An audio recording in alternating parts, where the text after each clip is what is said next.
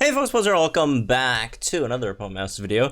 And tonight we're gonna have Summer Gloria dropping in the game, right? So I think she's coming first, and Mario I think like 2 days later or something.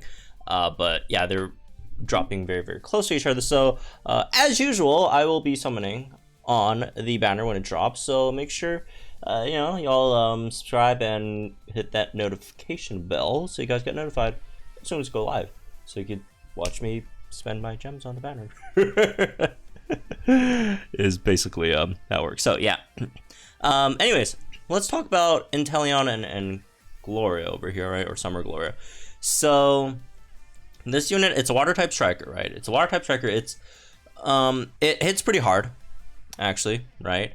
Because I mean, it's all water types hit very hard, except for like maybe Seabold.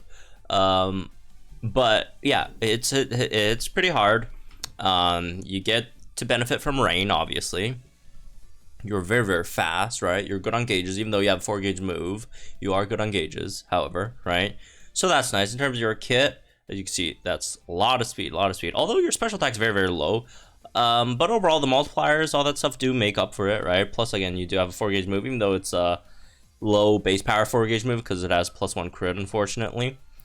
But it still hits, pretty hard. Air slash dark pulses. As you can see, we're following that pattern with Galarian trainers having 3 different type moves, right? So maybe that could be something that helps them in the future when Gigantamax comes, right? Or Dynamax, whatever. And then you have the trainer move, which is Scoop Him Out, which raises special attack by 1 and speed by 1, and then gives you crit next, and then super effective up next. So here's the thing that I see people like struggle on is that, well, her trainer move is terrible, right? +1 on each, and the thing with that is you use that every time and crit refresh, and every time you use this first and you hit a move, and then it refreshes the MP, and then use this again, and that's just bad. That's just bad unless you're like Battle Villa, right? But like outside of that, like, this is terrible. You don't want to be train move, hit, train move, hit, when you could, usually train move, hit, like nonstop, right? Obviously that's gonna cut your damage a lot, even if you do get like a super effective up next, right? So generally you don't want to be doing that. So a lot of people see this trainer move and they're like, well, this thing is terrible. Why would you ever bother trying to set this thing up? Well, here's the thing: you bring something else to set her up. You bring something else to set her up. You just as if this only has 1 MP and this does not exist. You just use it for like the first time you get like a super effective up, +1 speed, +1 special attack, maybe twice to get like +2 special attack, +2 speed for if you're running a support that only gives you +4 special attack max, right? But like, yeah, just ignore this. Basically, because again, it's going to take you 12 turns to completely set this up by yourself. Don't do it. Just get yourself a support, right?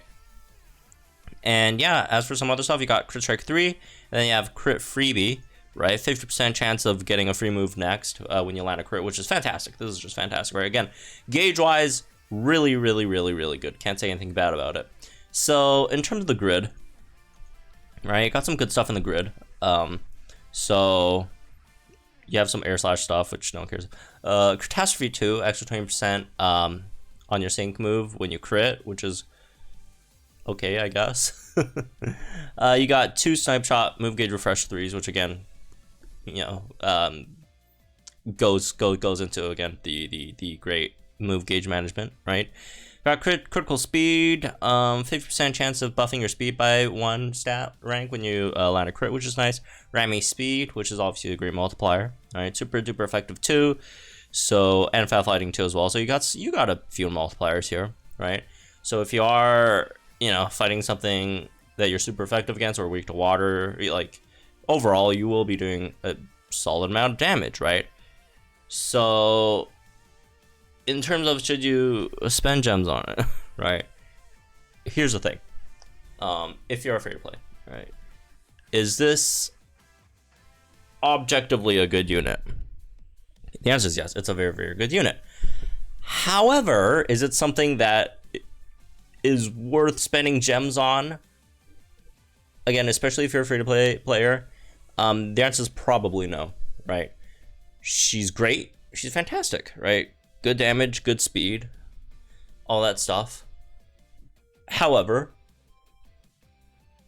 there are better water type damage healers. There just are better type of water damage healers. Even though she's great, she's fantastic, there are better ones, right?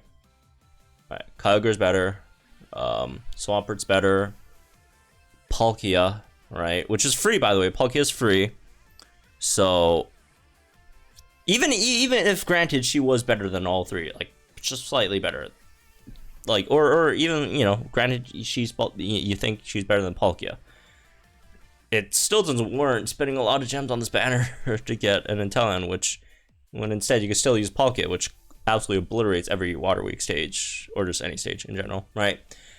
So it's definitely something I don't really think it's worth spending gems on. However, if you really do like the summer outfit, because I would admit it's a fantastic seasonal outfit, right?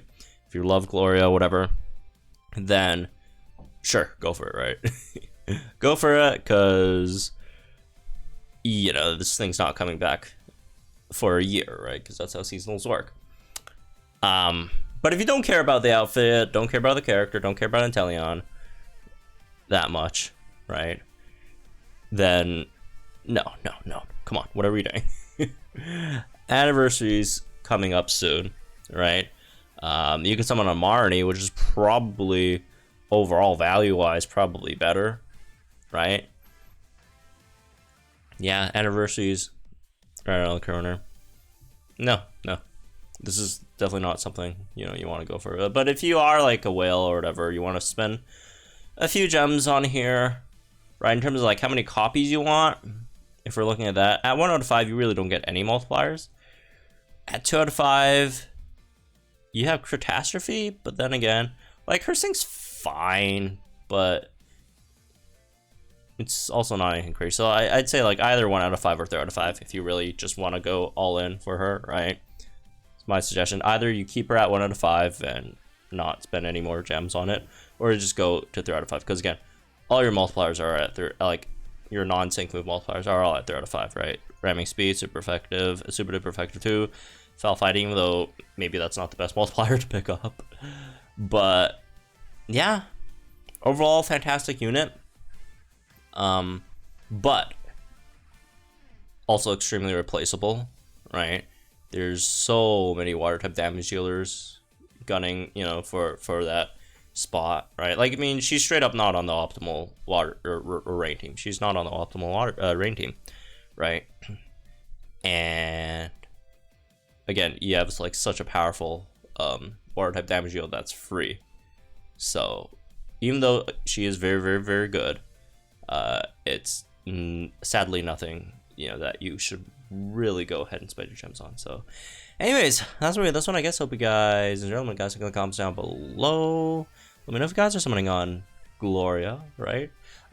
Which again, I will be, at least. So for those who can't or don't want to summon on her, you guys can check out my summons on her later day. So have fun, folks. Summon on reset.